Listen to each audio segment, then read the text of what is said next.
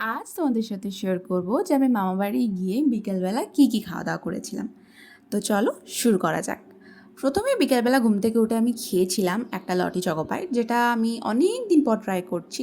মানে খেতে তো খুবই ভালো লাগে, কিন্তু খুব একটা এখন আর খাওয়া হয় না। আগে স্কুলে টিফিনে নিয়ে যেতাম, মানে এগুলো খুললে এখন টিফিনের কথা মনে পড়ে যায় স্কুল জীবনের। তো যাই হোক, তারপর বাজারে গেছিলাম। বাজারে গিয়ে শুধু মুখে ফিরে আসবো, এটা তো হতেই পারে না। তাই প্রথমে খেয়ে নিয়েছিলাম ঝাল ঝাল একদম সুস্বাদু ফুচকা, যেটা খেতে খুবই ভালো ছিল, কিন্তু ওই পেট মন কোনোটাই ভরেনি। তারপরে নিয়ে নিয়েছিলাম দই ফুচকা, যেটাও খেতে অসম্ভব সুন্দর ছিল। মানে এক কথায় জাস্ট মানে খুবই সুন্দর। কিন্তু সবথেকে বড় কথা হচ্ছে, আমি একটা জিনিস লক্ষ্য করেছি, তোমরা এই ধরনের ভিডিওস দেখতে না খুব বেশি পছন্দ করো। আমি ঠিক কি ভুল আমাকে কমেন্টসে কিন্তু জানিও। তাই আমারও এই ধরনের ভিডিওস বানাতে খুব ভালো লাগে। তো যাই হোক, তারপর বাড়ি ফিরে আমি সকালের জন্য রাত্রেবেলা বানিয়েছিলাম চিলি চিকেন, আর মা বানিয়েছিল নান। তো সেটা খেয়েই সেদিনের মতন দিনটাকে শেষ করেছিলাম।